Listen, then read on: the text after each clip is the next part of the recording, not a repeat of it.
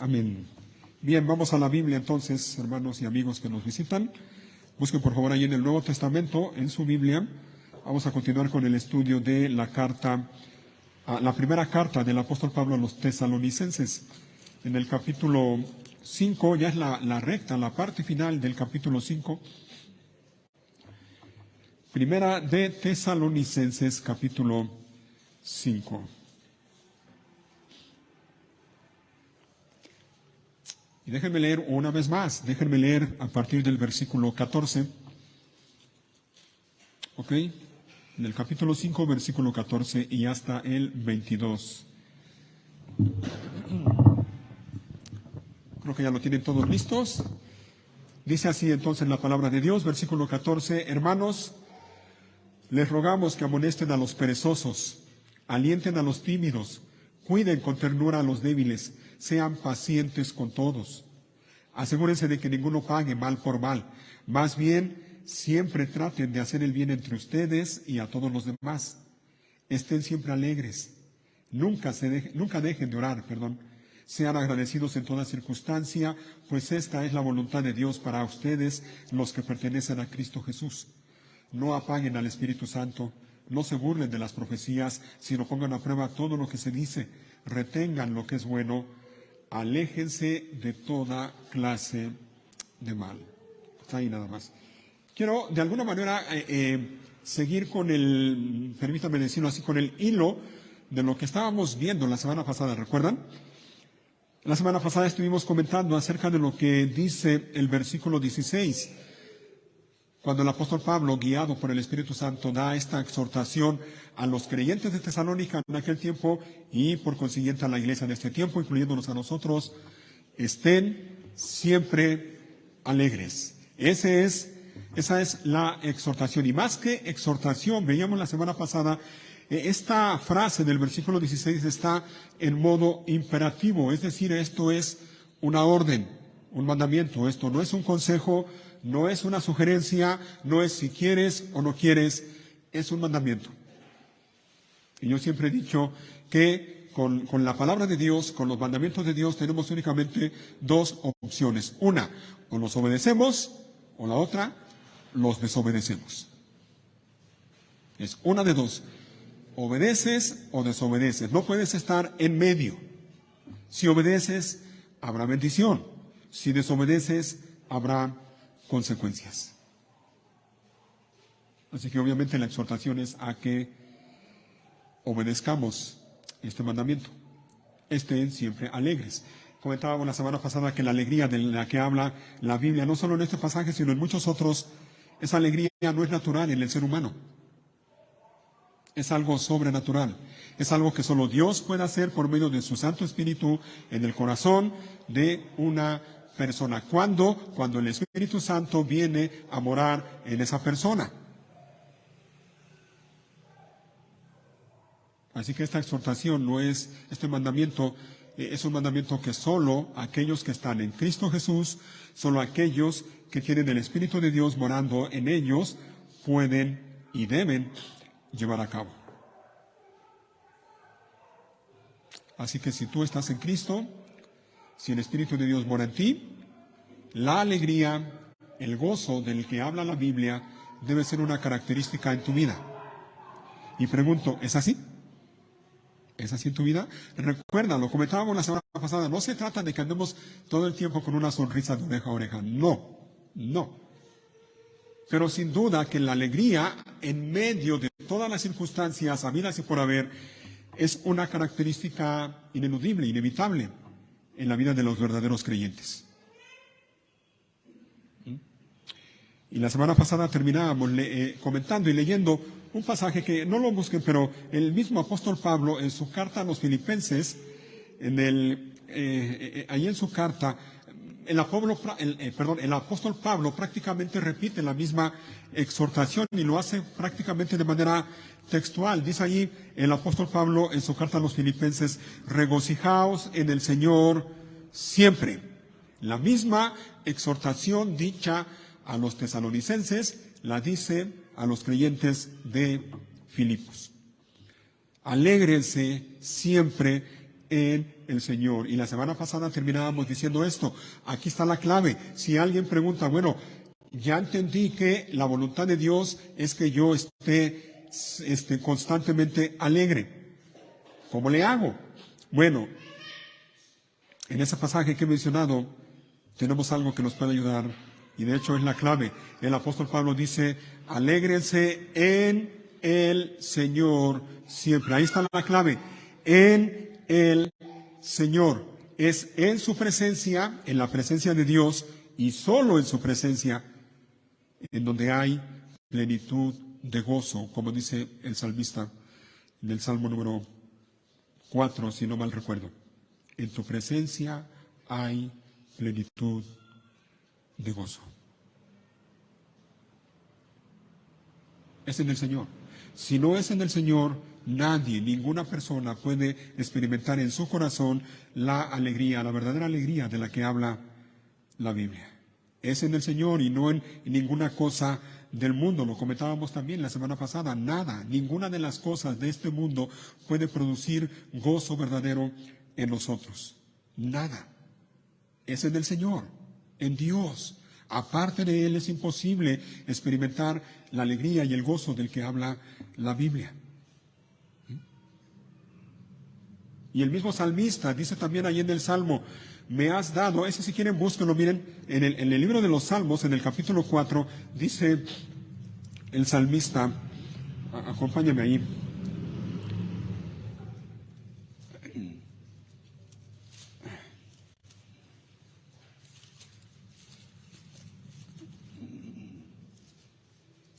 Salmo número 4 y versículo 7. Me has dado más alegría que los que tienen cosechas abundantes de grano y de vino nuevo. ¿Te fijas? La gente que tiene abundancia material o económica puede estar alegre. Y muchas veces la alegría, tenemos que decirlo así tal cual, esa alegría tenemos que decirlo entre comillas. ¿Ah? Pero el salmista reconoce aquí, le dice, hablando con Dios, tú, Señor, me has dado más alegría que aquellos que tienen cosechas abundantes de grano y de vino nuevo. Sí, esas personas que son ricas materialmente, económicamente, pueden tener alegría, pero es una alegría momentánea, es una alegría pasajera. En cambio, Señor, la alegría que tú me has dado a mí supera por mucho a la alegría que tiene toda esa gente que es rica económicamente hablando. Pueden tener todo lo que quieran, todo lo que su corazón desee materialmente hablando, pero su alegría no se compara con la alegría que el Señor y solo el Señor puede dar a los que se acercan a Él. Es en el Señor, hermanos. Solo en Él. Donde está la verdadera alegría y el verdadero gozo. Así que Dios y solo Él es la fuente del verdadero gozo. Y recuerden, Dios y solo Él es la fuente de todo verdadero gozo. Ahora la pregunta a manera ya de aplicación y para que te lo lleves y medites, la pregunta para ti en este momento es, ¿en qué te gozas? ¿En qué te alegras? Estamos hablando de que la Biblia nos llama a alegrarnos en el Señor. Grábate eso, en el Señor. Así que vuelvo y pregunto, ¿en qué te gozas? ¿En qué te alegras? ¿En Dios o en lo que Él te da? Ojo, porque eso es muy sutil, ¿eh? Muchos piensan que se gozan en Dios, pero lo cierto es que su gozo, su alegría no está en Dios, está en las cosas, en las bendiciones que Dios le da. Y no es lo mismo. Hay muchos que pretenden acercarse a Dios o buscar a Dios, pero en realidad no lo están buscando a Él. Lo que están buscando es lo que Dios puede darles a ellos. ¿Te fijas? Hay una diferencia. Y tristemente son muchas las personas que en realidad no buscan a Dios. Buscan solamente lo que Dios puede darles. Así que la pregunta nuevamente, ¿en qué te gozas? ¿En Dios o en lo que Dios te da? ¿Y qué si Dios decide quitarte de un día para otro la salud y te enfermas. Y supongamos que te enfermas gravemente. ¿Qué harás? ¿Vas a mantener el gozo? ¿O te vas a quejar y le vas a reclamar a Dios y vas a levantar el puño y como tristemente hacen algunas personas, hasta maldecir a Dios? ¿Y qué si Dios se encarga de que de un día para otro pierdas lo que tienes económicamente hablando? Y deja que experimentes o que pases un tiempo en el que únicamente vas a tener lo indispensable para vivir cada día. ¿Qué vas a hacer? ¿Vas a seguir gozándote en él? ¿O no?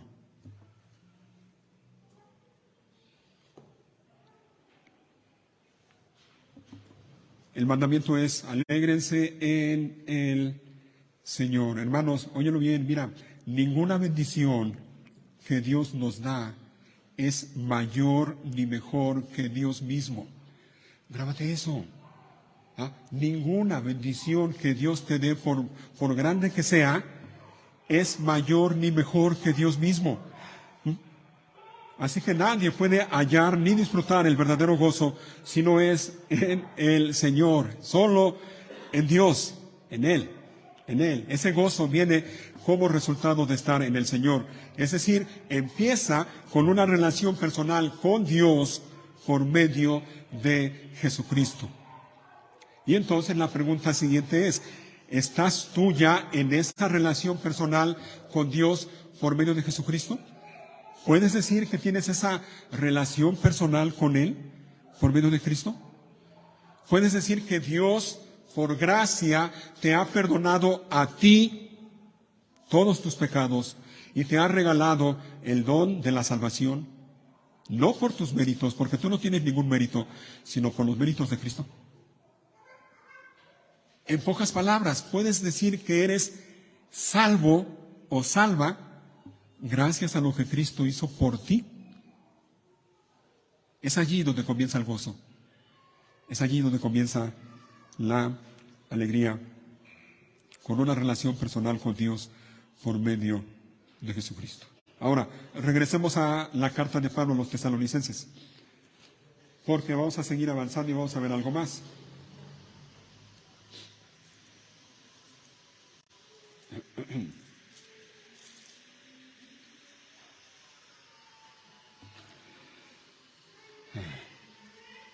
Este mandamiento que estamos viendo en el versículo 16, que dice: estén siempre alegres, se encuentra entre dos grupos de exhortaciones. En los versículos 14 y 15, el apóstol Pablo da a la iglesia exhortaciones acerca de cómo deben tratarse unos con otros. Lo hemos visto ya. Y a partir del versículo 17, el apóstol Pablo da exhortaciones acerca de cómo debe ser la relación del creyente con Dios. ¿Te fijas?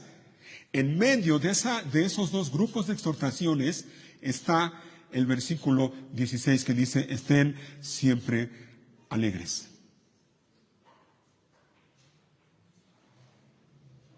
Entre las exhortaciones de cómo debemos tratarnos unos a otros y cómo debemos tratar a Dios. Esto creo que nos enseña algo, y es lo siguiente: mira, tu relación personal con Dios afecta, óyelo bien, tu relación personal con Dios afecta, para bien o para mal, la vida de nuestra iglesia local. Nuestra iglesia local va a ser una iglesia fuerte en la medida en que sus miembros sean cristianos fuertes, que tengan una relación fuerte, estrecha, íntima, personal con Dios. Y no solo eso, tu relación personal con Dios va a afectar también, para bien o para mal, no solo la vida de nuestra iglesia local, sino va a afectar, para bien o para mal, tus otras relaciones en todas las áreas de tu vida. Tu relación familiar, tu relación matrimonial, tu relación laboral, la relación con tus hijos, con tus hermanos, con tus familiares, con tus vecinos. Si tu relación personal con Dios no está bien, no puedes esperar que las demás relaciones en tu vida estén bien. Obvio. Así que lo primero que tenemos que poner atención es en cómo está nuestra relación con Dios. ¿Cómo está tu relación con Dios? Estamos llamados por Dios a cultivar y a cuidar nuestra relación con Él. Eso es responsabilidad de nosotros. ¿Ah? Y sí es cierto, mira, la Biblia dice en Filipenses que Dios pone en nosotros tanto el querer como el hacer por su buena voluntad. Eso es lo que dice la Biblia. Pero no es únicamente responsabilidad de Dios, porque antes de eso el apóstol Pablo nos dice: ocupaos de vuestra salvación con temor y temblor. ¿Te fijas? Nosotros nos ocupamos, pero es Dios el que pone en nosotros el querer como el hacer por su buena voluntad. ¿Me explico? Es responsabilidad nuestra. Así que es tu responsabilidad cuidar tu relación con Dios. Y en los versículos que vienen, vemos algunas cosas que todo creyente verdadero debe estar esforzándose por llevar a cabo en su vida para cuidar y para cultivar su relación personal con Dios. Versículo 17, que dice: nunca dejen de orar. Todas las cosas que vamos a ver de aquí en adelante hasta el versículo 22 tienen que ver con nuestra relación con Dios. En primer lugar, nunca dejen de orar. ¿Qué significa esto? Primero tenemos que mencionar lo que el pasaje no dice. Porque esto, así si se lee de manera superficial, sin meditar, se puede llegar a una conclusión equivocada. El pasaje no dice que siempre tenemos que estar orando. No dice que siempre tenemos que estar con los ojos cerrados orando. Imagínate. Eso es imposible, ¿no? ¿Cómo vamos a llevar a cabo todas las actividades que hacemos? No dice que siempre tenemos que estar de rodillas orando. No dice eso. Lo que el apóstol Pablo, guiado por el Espíritu Santo, dice es que todo creyente debe orar con regularidad. Todo creyente verdadero debe tener el hábito de orar regularmente. ¿Lo haces? ¿Oras? ¿Oras regularmente?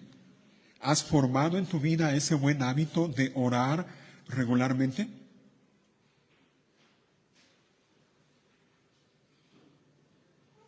¿O no? Si reconoces que no tienes este buen hábito, pídele a Dios. Pero en primer lugar, arrepiéntete. Y el Señor, perdóname porque no oro. Y pídele a Dios. Y ora. Si no oras, si reconoces que no oras, si te cuesta trabajo orar, ven delante de Dios y dile: Señor, ayúdame a orar. Señor, enséñame a orar. Cuando hagas eso, ya estarás orando. Ahora, esto que estamos viendo aquí en el versículo 17, creo que tiene que ver mucho con lo que estamos viendo también en el versículo 16. Noten el contraste. El versículo 16 dice: estén siempre alegres. Y el 17 dice: nunca dejen de orar. ¿Se fijan? Siempre y nunca. Siempre y nunca. ¿Sabes una cosa? Los que nunca dejan de orar estarán siempre alegres. ¿Te fijas?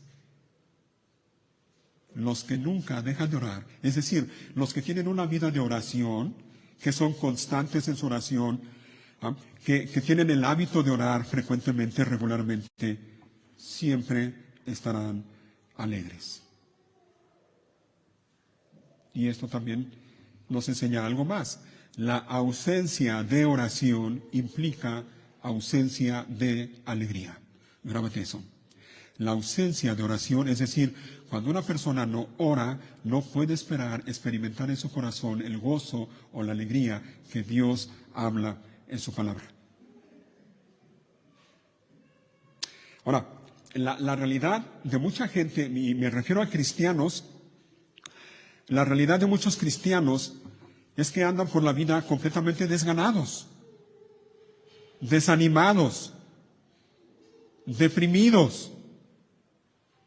Y muchos de ellos, a lo mejor a ti te lo han dicho, a mí me lo han dicho ya más de una vez, han venido conmigo y me dicen, pastor, es que no tengo ganas de orar. Es que no me nace, es que no me dan ganas de agarrar la Biblia y leerla. No me dan ganas ni de ir a la iglesia.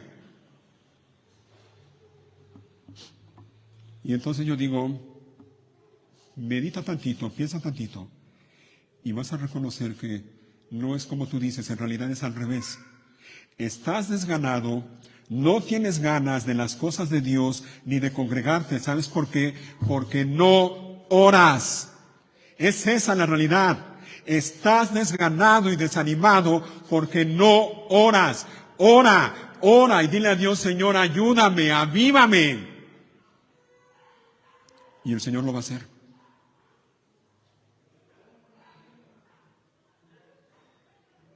Algunos, por otro lado, dicen, bueno, yo sé que Dios es soberano. Y entendemos lo que es el hecho de que Dios es soberano, ¿no? Lo hemos dicho muchas veces. El hecho de que Dios sea soberano significa, dicho de manera simple, que Dios hace lo que quiere, cuando quiere, como quiere, con quien Él quiere. Para eso es Dios. Si Dios no pudiera hacer eso, entonces no sería Dios. Pero muchos agarran eso de excusa y dicen, bueno, yo sé que Dios es soberano y si Él ha dispuesto algo para mí, me lo va a dar, aunque yo no ore. No, no y mil veces no, no es así, así no funciona, no.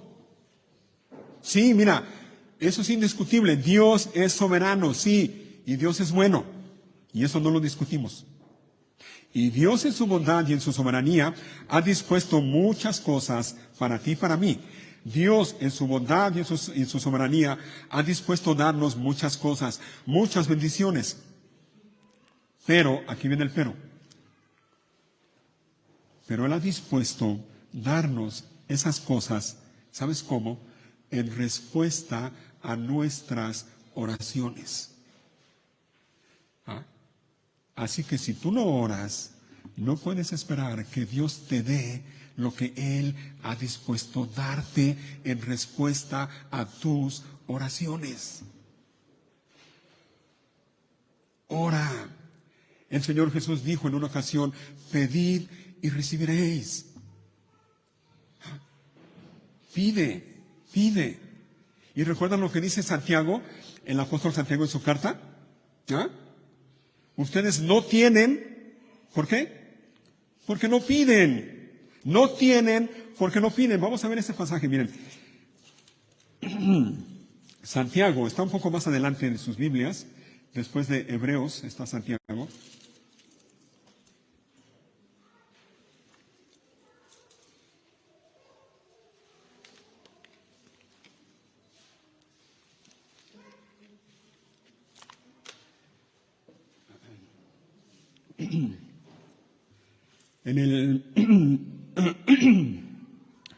En el capítulo 4 de Santiago, miren, vamos a leer desde el versículo 1. Santiago 4:1. ¿Qué es lo que causa las disputas y las peleas entre ustedes? ¿Acaso no surgen de los malos deseos que combaten en su interior? Desean lo que no tienen, entonces traman y hasta matan para conseguirlo. Envidian lo que otros tienen, pero no pueden obtenerlo. Por eso luchan y les hacen la guerra para quitárselo. Sin embargo, no tienen lo que desean. ¿Por qué? Porque no se lo piden a Dios. ¿Te fijas?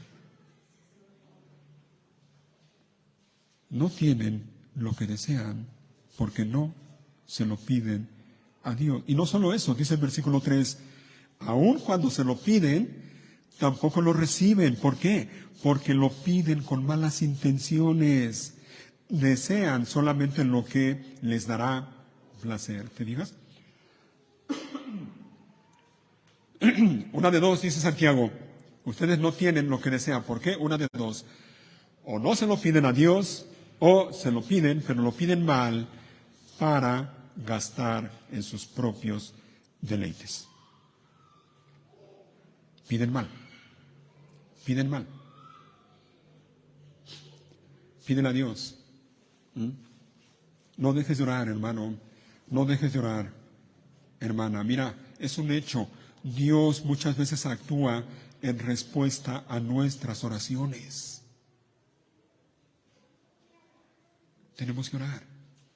Y tenemos que perseverar orando, orando. Aunque pasen los días, los meses, los años, y Dios parece que no nos hace caso o que no contesta nuestra oración, tenemos que seguir orando. Y el Señor Jesús nos dejó una parábola para enseñarnos precisamente esto, la necesidad de orar siempre y no desmayar, dice la Biblia, ¿no?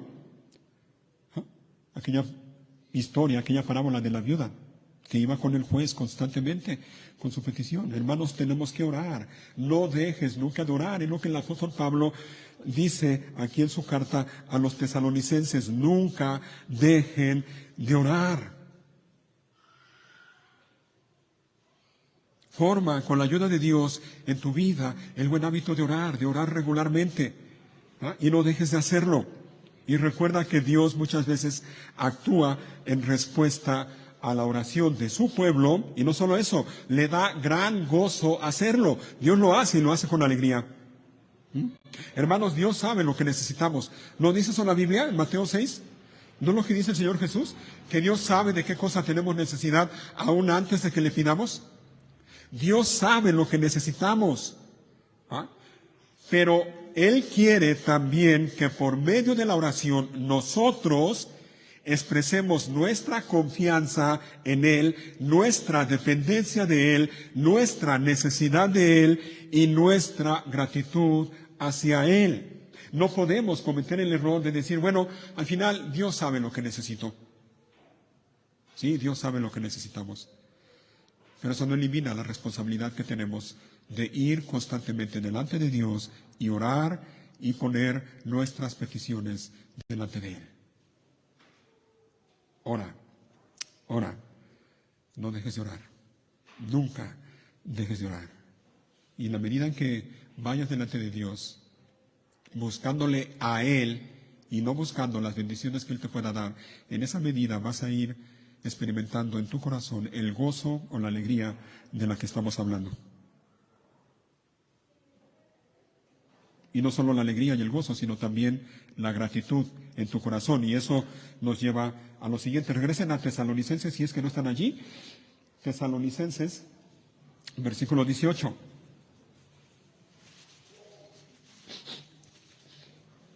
Sean agradecidos en toda circunstancia, pues esta es la voluntad de Dios para ustedes, los que pertenecen a Cristo Jesús. Otra vez, yo creo que primero tenemos que mencionar lo que no dice el pasaje. El pasaje no dice que debemos dar gracias por todo lo que nos pasa, incluyendo lo malo. ¿Verdad que no dice el pasaje eso? Repito, no dice que tenemos que dar gracias por todo lo que nos pasa. Lo que dice es que debemos de tener una actitud de gratitud en nuestro corazón en toda circunstancia, buena o mala. Hermanos, como cristianos debemos y podemos ser agradecidos en toda circunstancia. Yo sé que no es fácil, lo sé, no es fácil, lo sé. Pero es lo que la Biblia dice, es lo que el Señor dice. Y nosotros debemos y podemos, porque el Espíritu de Dios mora en nosotros, debemos y podemos ser agradecidos en toda circunstancia. ¿Sabes por qué? Porque entre otras muchas cosas, como hijos de Dios, sabemos que a los que aman a Dios, todas las cosas les ayudan a bien. ¿Te fijas? Y sabemos, dice el apóstol Pablo en su carta a los Romanos, sabemos, tenemos esa convicción, esa seguridad. ¿Cuál convicción? Que a los que aman a Dios, todas las cosas, las buenas y las malas, les ayudan a bien. Cuando tenemos esa convicción en nuestro corazón de que todas las cosas alrededor de nuestra vida, todas las circunstancias, sean buenas o malas, al final Dios las usa para nuestro bien, entonces podemos estar agradecidos en toda circunstancia. En la semana mi esposa hablaba con alguien que le decía que sufrió el robo ahí en el transporte público y expresaba a esta persona un tanto su molestia, ¿no? Por el hecho de que le robaron, y mi esposa ahí tratando de animarle le decía, bueno, aún en estas cosas tienes que estar agradecida con Dios, de que estás bien y bueno, el Señor provee para suplir lo que te robaron. Y esta persona le decía, pero me tuve que endeudar para poder comprar esto. Y mi esposa le decía, bueno, dale gracias a Dios porque tienes trabajo para poder pagar esa deuda. ¿Te fijas? Sé agradecido. Sé agradecido. Y recuerda, lo hemos dicho ya en otras ocasiones, una cosa es simplemente decir gracias y otra cosa es ser agradecido. Se puede decir gracias sin ser agradecido. Se puede decir gracias nada más de labios para afuera, de dientes para afuera, pero sin tener gratitud en el corazón. No es lo mismo. Y la Biblia nos llama no a decir gracias nada más, sino a ser agradecidos. ¿Hay gratitud en tu corazón? ¿Para con Dios o no? Y mira, en realidad es bien sencillo, bueno, desde mi punto de vista creo que es bien sencillo. Tenemos un montón de motivos para darle gracias a Dios. Tenemos un montón de motivos para vivir agradecidos con Dios cada día. Y no tenemos que buscar o escarbar mucho para encontrar esos motivos. Es evidente, lo tenemos. El simple hecho de que tu corazón esté latiendo en este momento, ese es un motivo para darle gracias a Dios. Dale gracias a Dios por la vida, por la salud, por el sustento, por la familia. Hay un montón de cosas para vivir agradecidos con Dios.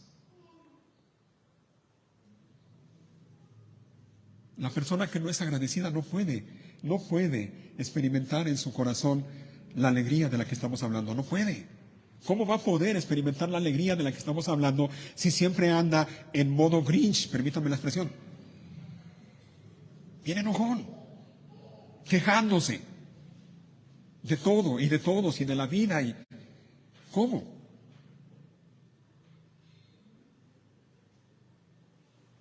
Sea agradecido en toda circunstancia. Y eso también está en modo imperativo. Ya sabes, esto no es una sugerencia, no es un consejo, esto es un mandamiento. Sé agradecido en toda circunstancia.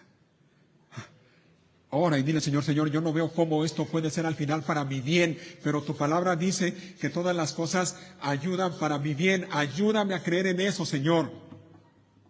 Y gracias. Versículo 19, vamos avanzando porque el tiempo se acaba. Versículo 19, no apaguen al Espíritu Santo. La Biblia nos llama, hermanos, a vivir bajo la guía del Espíritu Santo en todas las áreas de nuestra vida.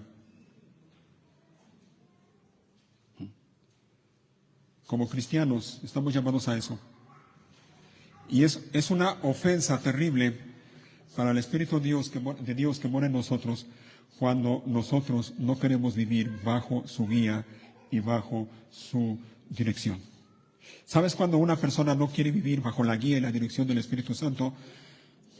Y casi siempre la razón principal es esta, una palabra, pecado. Pecado. Cuando una persona está viviendo en pecado, la persona simplemente no va a querer vivir bajo la guía del Espíritu de Dios. El pecado y el descuido de nuestra relación con Dios apaga la influencia del Espíritu Santo en nosotros. El Espíritu de Dios quiere guiarnos, el Espíritu de Dios quiere influenciar nuestra vida, quiere llenarnos del fruto del que se menciona, del que leemos en Gálatas capítulo 5, pero el pecado en nuestra vida y el descuido de nuestra relación con Dios apaga esa influencia del Espíritu de Dios en nosotros. Y cuando el pecado y el descuido de nuestra relación con Dios apagan la influencia del Espíritu Santo en nosotros, ¿sabes qué perdemos también? Perdemos el gozo, perdemos la alegría. Una persona que no vive bajo la influencia, bajo la guía del Espíritu de Dios, no puede experimentar la alegría de la que estamos hablando. Porque el fruto del Espíritu es amor, gozo, paz, paciencia y todas las demás cosas que se mencionan allí en ese pasaje.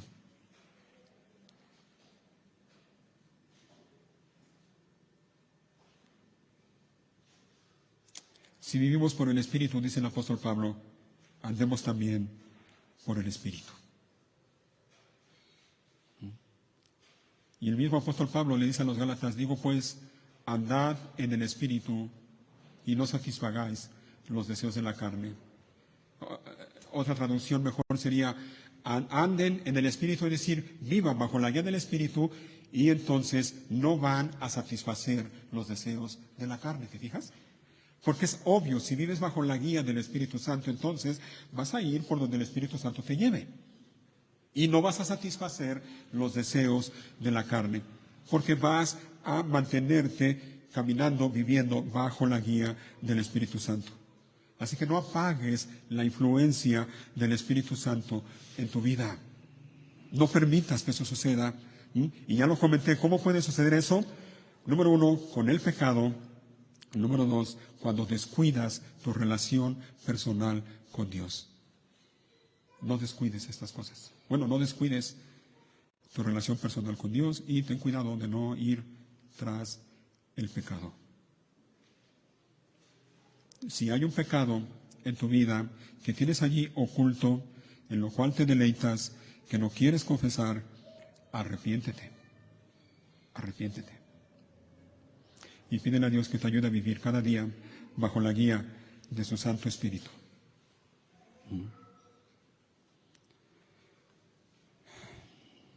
Versículo 20.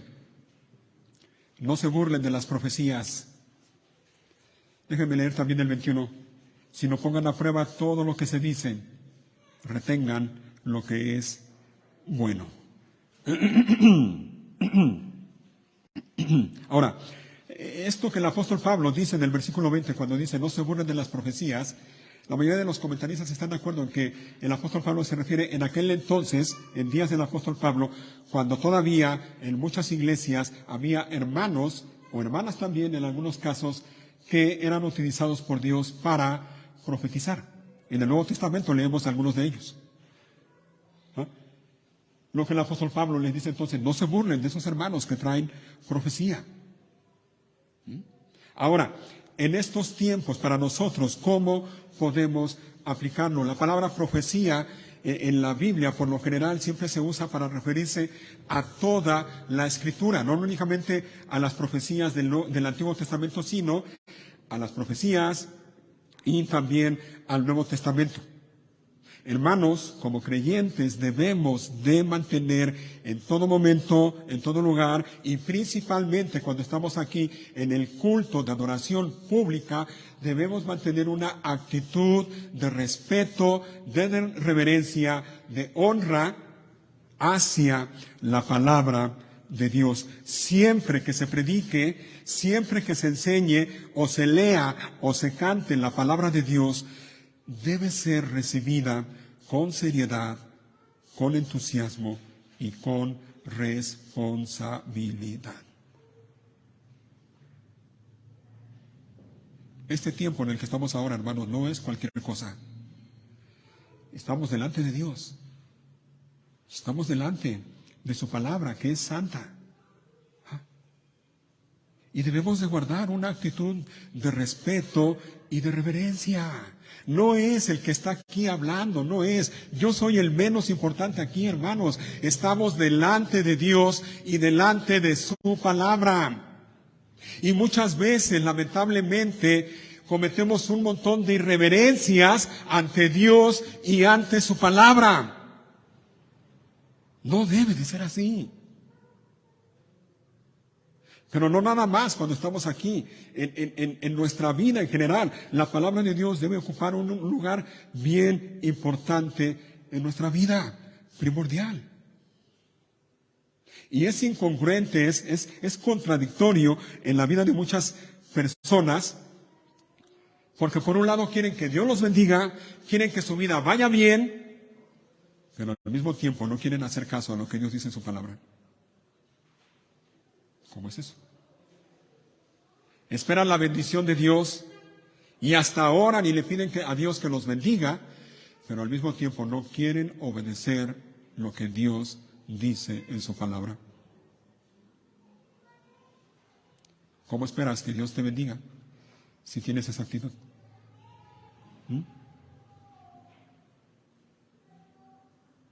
Mira, con la palabra de Dios podemos hacer una de dos cosas. O haces lo que dice el salmista en el Salmo 119, versículo 11, cuando dice, en mi corazón he guardado tus dichos para no pecar contra ti. O haces eso, atesoras la palabra de Dios en tu interior, en tu mente y en tu corazón, con el propósito de no pecar contra Dios, o simplemente la desechas y vives tu vida como quieres.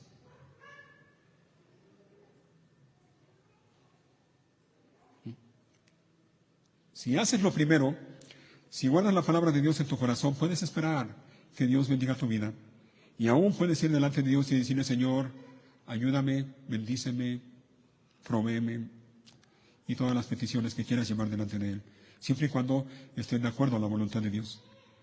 Pero si en tu corazón hay una actitud de menosprecio, de rechazo, aún de burla, como dice aquí el apóstol Pablo, cuando dice no se burlen de las profecías, otra vez vuelvo con lo mismo, arrepiéntete. Porque no puedes esperar que Dios bendiga tu vida mientras en tu corazón albergues esa actitud hacia Él y hacia su palabra.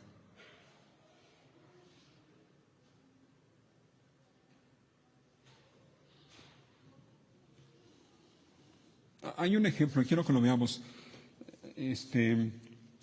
Vamos al Antiguo Testamento, miren. En el segundo libro de Reyes, capítulo 2, capítulo 22, perdón.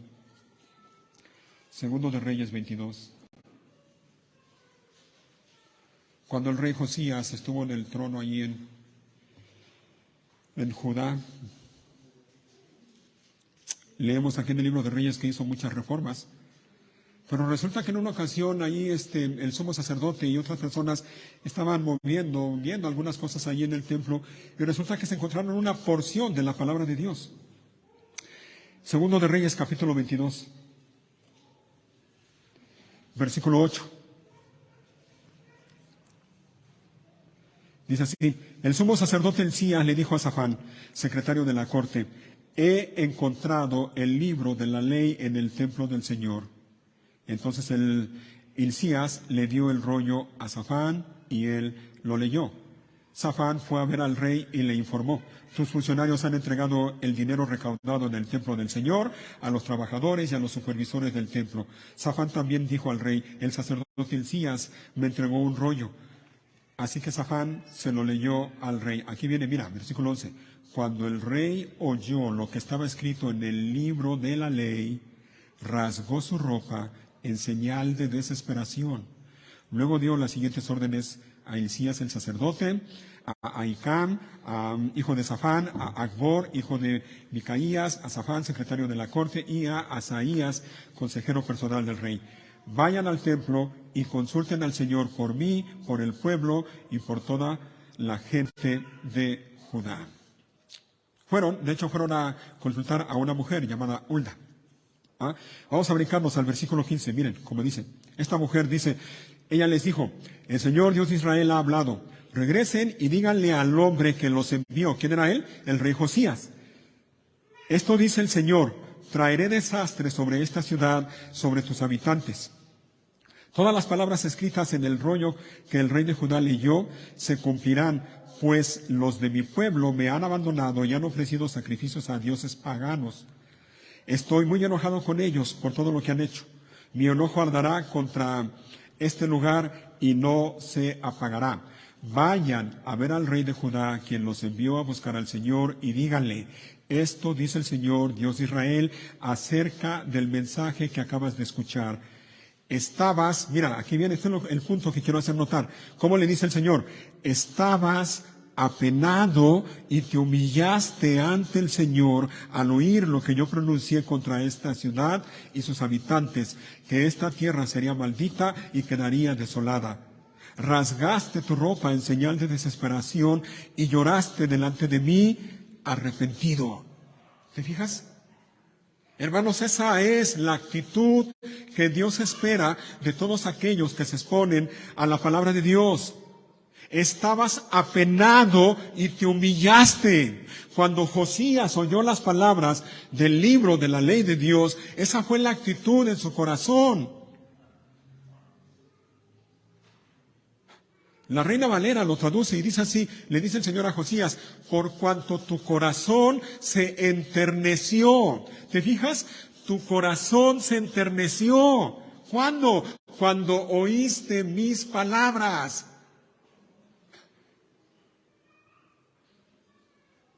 ¿Qué pasa con tu corazón cuando oyes la predicación de la palabra de Dios? ¿Se enternece tu corazón? ¿Te humillas delante de Dios? ¿Te apenas delante de Dios? Si es necesario arrepentirte y humillarte, ¿lo haces? ¿O no?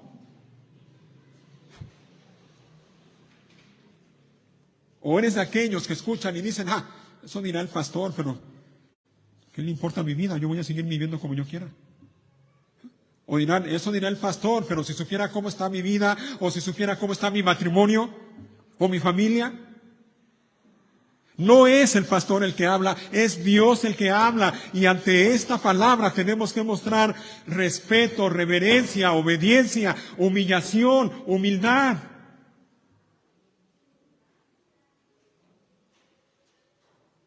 ¿Cuántas veces has salido de este lugar con esa actitud en tu corazón, apenado, humillado? ¿O te has sido molesto por lo que escuchaste, refunfuñando y diciéndole, quién sabe quién le iría con el chisme al pastor? Mira todo lo que dijo de mí.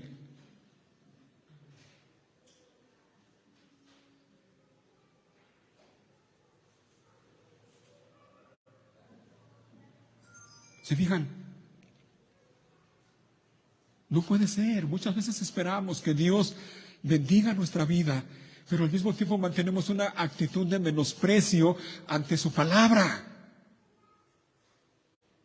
Y por cierto, no es la única manera de menospreciar la palabra de Dios. Cuando tú no vienes al culto, y lo voy a decir una vez más, y si me lo toman a mal, ni modo, cuando no vienes al culto porque prefieres estar en otro lado, estás menospreciando la palabra de Dios, y menospreciar a Dios es, menospreciar la palabra de Dios es menospreciar a Dios mismo. No puede ser.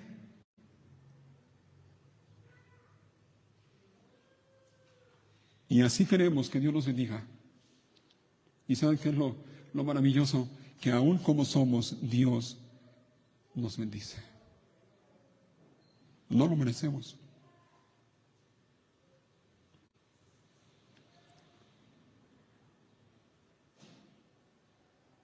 Cuando no quieres venir, cuando crees que tienes asuntos más importantes que estar aquí, cuando llegas tarde, estás menospreciando a Dios mismo.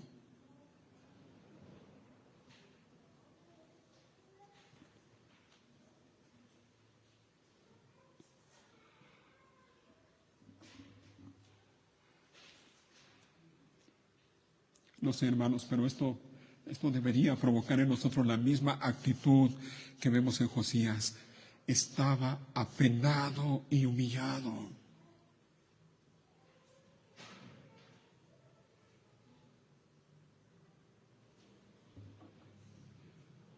Oh, que Dios nos dé un corazón que pueda experimentar esas cosas constantemente. Que podamos venir a este lugar cada semana y con la expectativa de escuchar la voz de Dios, sabiendo que estamos delante de Él y de su palabra. Y una vez que hemos escuchado la voz de Dios, irnos de este lugar agradecidos de que Dios nos ha hablado. Y si Dios nos ha hablado, entonces hacer lo que Él nos dice que debemos hacer. No venir con la actitud y decir, qué bueno que vino fulanito, porque esto es para él, mira, le cayó re bien esto que está diciendo el pastor. No, no es así. Somos nosotros, somos nosotros.